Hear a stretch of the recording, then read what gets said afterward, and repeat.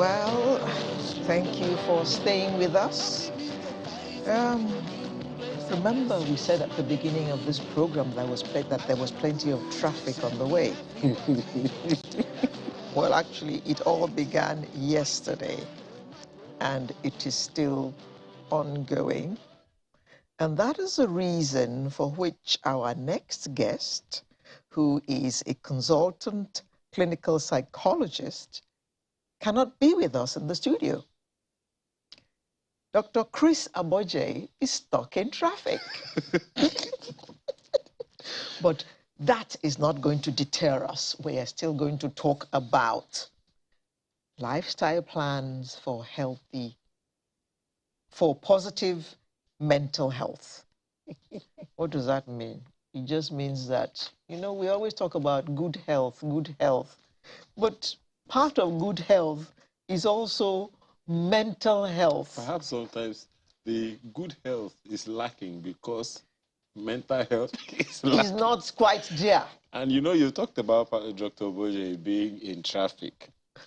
I hope it is not also affecting his own mental balance, but he's here with us. Dr. Aboje, good morning. Good morning. Good morning. It's a pleasure to be here. Good Lord, where are you? Did you run back? Well, I am in traffic, but thank God to technology, actually. So this is the effect of technology.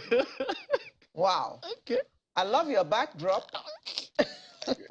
You don't want us to see the real thing, obviously, which is okay for our own mental health as well. Oh, God. So the real thing would be you seeing me in my car, actually. But yeah, you're in an official car right now, so that's good. Thank you for joining us. Thank you for joining us. Yeah. So, It's a pleasure. when we talk about a healthy lifestyle and we link it with mental health, what does that mean? Okay. I think that a very good place to look at it or start from is to understand that you can't actually have health without mental health. You see, when people talk about health, they focus mostly on the physical health. But if you look at the holistic definition of what health is, you find out that health is not just the absence of illness or infirmity. It also includes, a sound mental, social, and of course, like I said, physical well-being, and which goes across, the way you think, the way you feel, your reactions to situations, like the way I'm reacting to this situation right now, and including your, financial, social relationships. These are all the things that actually make up the health of a person, not just the absence of illness. Perhaps, okay, when we talk about mental health, can you perhaps define for us what that means? Because when people,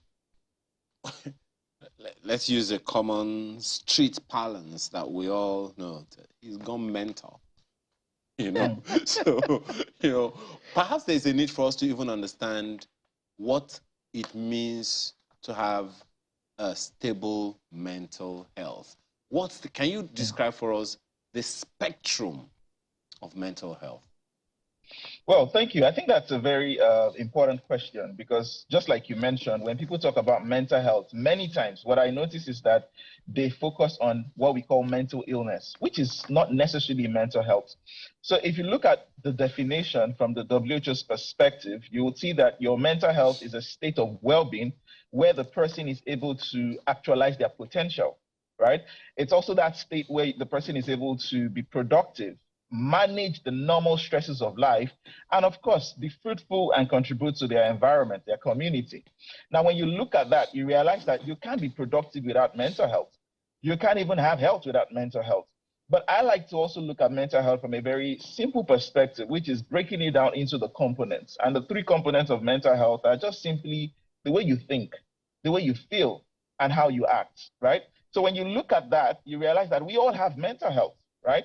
Now, when you talked about the spectrum, I would like to define that more from a place of a dimension. And the dimensions of mental health would include your mental well-being, and then, of course, mental illness. Now, like I said, we all have mental health. on different levels. So you see that a person could be mentally well or have a good mental well-being because they are satisfied with life. So mental well-being is your satisfaction with life, with your career, with everything you do. So your ability to be satisfied. Now, it doesn't say that you don't have plans for the future, but it just says, you're satisfied where you are. And then, of course, you can begin to look forward to working towards the other things that you want to do. But mental illness, on the other hand, talks about, again, I talked about the three components, the thoughts, emotions, and behavior. So when there is a dysfunction in these three components, there's a dysfunction in the way a person thinks, there's a dysfunction in the way the person feels, and a dysfunction in the way the person acts, then we can begin to talk about a mental illness. But that is not enough, because you need to look at the duration.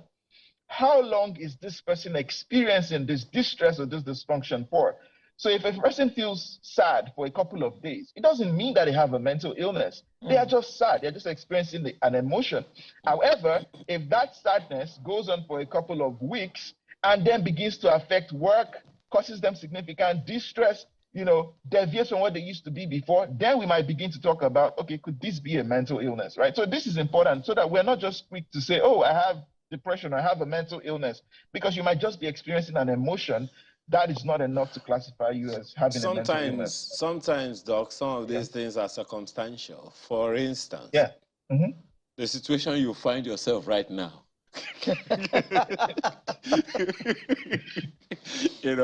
You may have, because of the knowledge that you have, you may be able to maintain a balance. Many people will literally lose it, simply because they are maybe claustrophobic, or they can't, they have what you guys call ADD, attention, something. Deficit disorder. So they are locked down in traffic for hours. Definitely circumstances or the environment can play a role. Yes or no? Yes. So when we look at mental health and mental illness, environmental factors are a strong trigger to people developing a mental illness. In fact, we say that there are three major, triggers. So you have the medical conditions, you have psychological conditions, and then social factors. Social factors like the one I'm experiencing right now.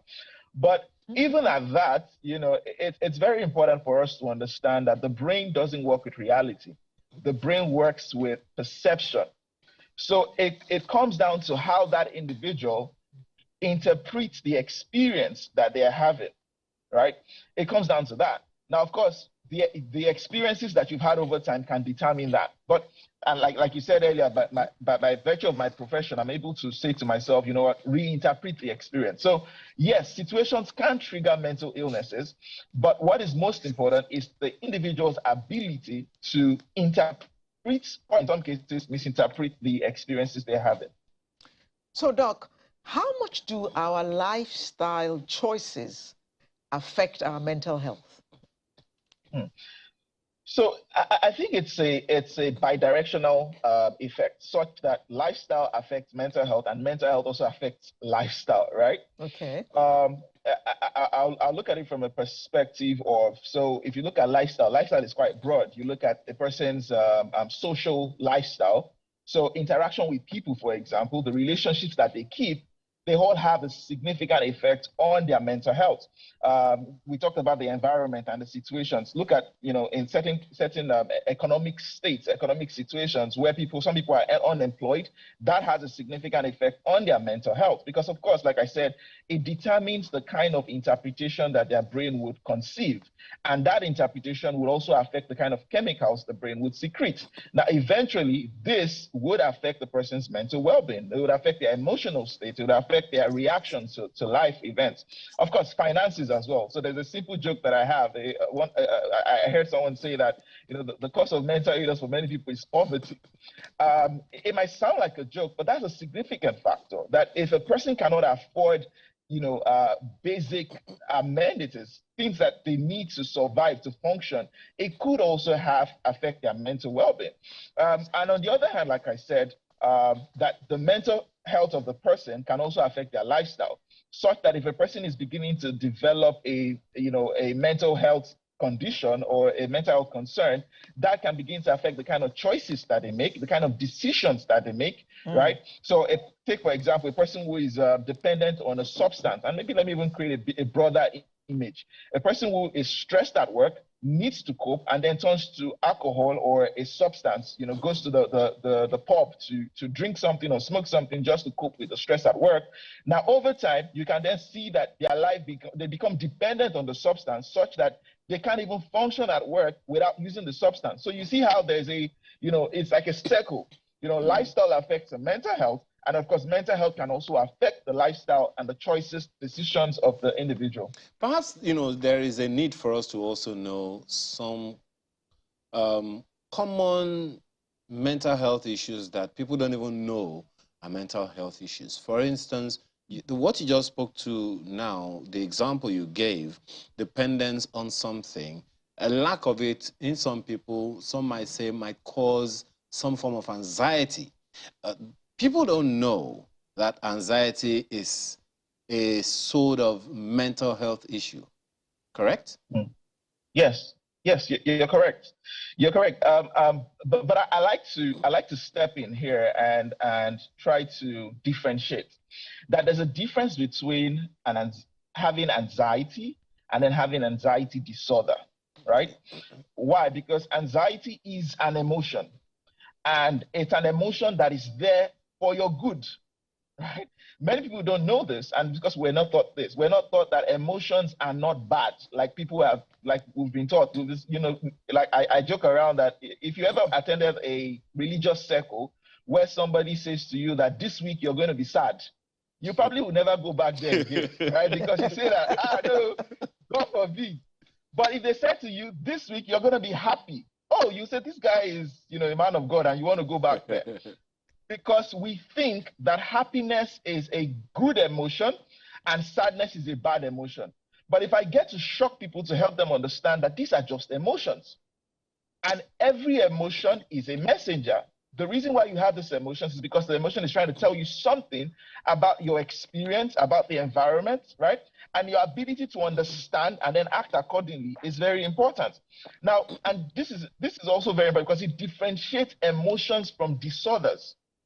Before you say that a person has a mental disorder, a mental illness, in the case of anxiety, for example, you need to look at the duration. How long has this person been experiencing this anxiety for? Number one. You also you also need to look at how is this affecting the person's functioning, right? So that's very important. How is this affecting the person's work, the person's interaction with people, the person's functioning generally? How much distress is it causing the person and the people around them? And of course, does this deviate from who the person used to be? Now, these are the 4 things you need to look out for before you say a person has a mental disorder. Okay. But then to then go on to say that, yes, there are a lot of this disorders or illnesses, for example, depression, anxiety, bipolar, and substance use disorder as well. Very, very common these days.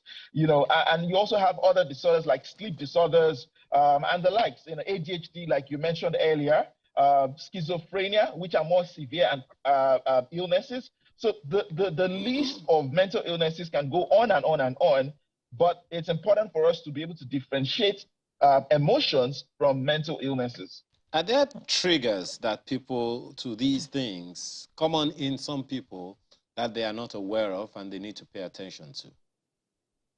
Yeah, there are triggers. I mentioned earlier that we could group this into medical or biological, psychological, and social factors. So a simple biological factor could be genetic predisposition. That means that maybe somebody in the family has had this illness or condition before and probably has passed a genetic code to the individual, right? But the good news, and I need to emphasize that it's the good news, is that the fact that you have a genetic code does not mean that you develop a mental illness, right? It just simply means that there is a genetic predisposition. However, that genetic predisposition needs a trigger, other triggers, other what we call stressors. Now, the stressors could then include psychological factors like the person's childhood experiences, history of abuse, social factors like the environment where the person lives in, poverty, like I mentioned earlier, religion as well, very significant, political and economic factors. Now, these are factors that can, and including workplace-related factors, unemployment, could then trigger a person to develop a mental illness. And so the triggers are everywhere we look. Anything can become a trigger to anybody. I think the difference for us is that we all have different thresholds. So what could be a trigger to me might not be a trigger to somebody else.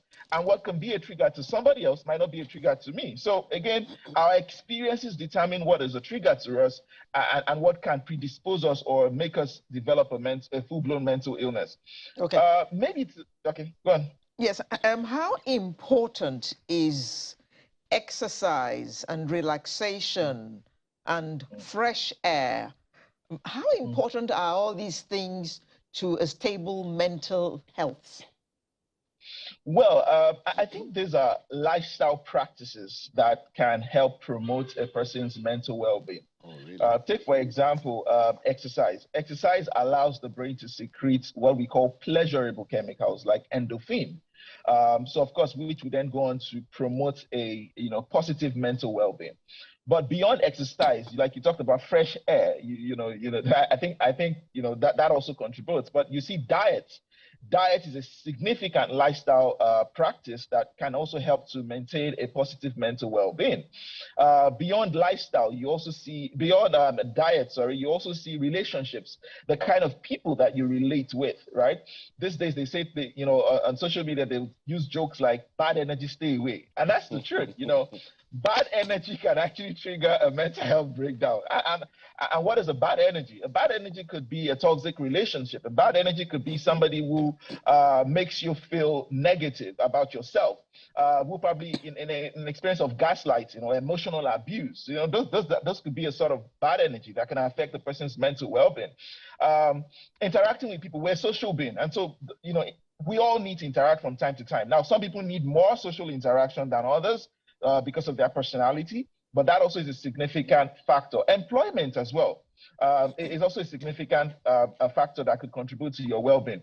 But I always encourage people to do some of those things that I'll mention. So number one would be pay attention to what you eat, pay attention to your diet, pay attention to exercise. That's very important because exercise promotes your mental well-being, and not just your mental well-being, even your physical well-being.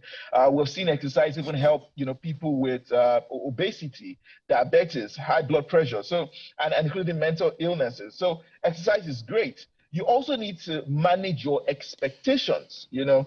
A simple joke would be if I wanted to buy a house in Banana Island, but I have less than $1 million in my account, by this time of the year, I should start to reconsider that, right? No, you can just go to Plantain Island. Maybe you have something cheaper. But there's something that you mentioned here that I thought is important to give a little more attention to. Yeah. Some people need to be in company more than others. Yeah. You said something like that, right? Yes, I did. How healthy is that? Because generally, there are those who say you only open yourself to disappointment to the degree or to the level of the number of people that you depend on. So that probably would be a quote from an introvert, right? Well, but the truth is, we all have different personalities and different forms of managing our energy. A typical introvert would manage their energy by spending time alone, right? So they want to just spend time in the room, just take a nap and watch movies alone. And that's how they actually manage their energy or manage stress. An extrovert, on the other hand, will probably want to go to the club, go to a party. Today is Saturday, go to Owambe. And that's what, helps them manage their mental health or manage their energy. So we all have different ways we manage our energy. And I think for us, the most important thing is understanding that your response is unique to you, and there's nothing wrong with the way you manage your energy or the way you manage your mental well-being. So if you need two close people that you can depend on, and that works for you, great. go ahead. But if you feel that you need a lot of friends in your life and that works for you, again, please go ahead. Again, it all depends on you and what works for you. But what might be a little scary there is looking out for people's validation to the degree that if you do not get it, it begins to rub off negatively on you. What would you call that? So I would say that that could just be some sense of insecurity. It could also translate to some perception, what I call negative perception of self, right, or self-worth.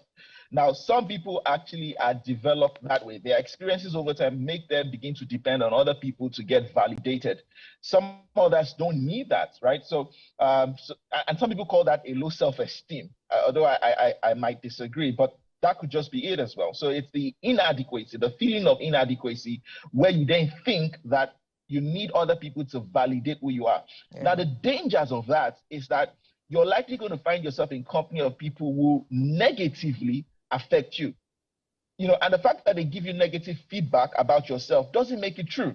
You know, I joke about the fact that when I was younger, my friends used to make fun of me that I had pink lips, right? And they would say that I was a vampire because I had pink lips. Now, years later, I realized that people were paying to get pink lips. So if I'd listened to them and said, oh, you know what, I'm not good enough because they said I'm not good enough, that would actually affect my security, my perception of myself. Yeah. Exactly. So people could have their opinion, but their opinion is not fact and is not necessarily the judgment. Oh, Dr. Chris Aboje, we haven't even started discussing this matter at all. And the time has gone. I mean, and our time is up already. Thank you very much for joining us this morning. Dr. Chris Aboje, consultant clinical psychologist and international employee assistance program consultant and trainer. Thank you very much. Without a doubt, Dr. Chris, we're going to have to bring you back because we still have so many questions to ask you. Because mental health is, I mean, it's so important. It governs your physical health as well. So there's so much more we want to learn from you. Thank you very much. Thank you. It's a pleasure. It's a pleasure.